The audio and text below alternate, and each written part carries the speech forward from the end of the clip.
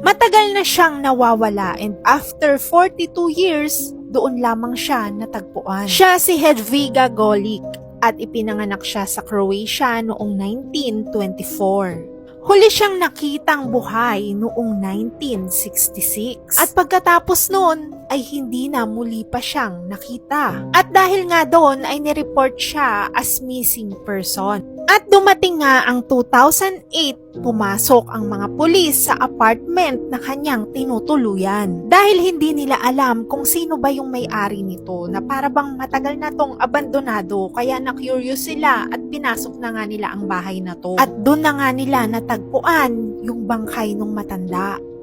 According sa mga pulis, ang pinakahuli niyang ginawa ay nakaharap siya sa TV at umiinom ng tea. At sabi pa nga ng mga pulis nung pumasok sila sa bahay niya ay para bang nag-time travel sila dahil yung mga gamit dito ay hindi talaga nagalaw. At yung mga gamit nga niyang lahat ng ito ay from 1960s pa.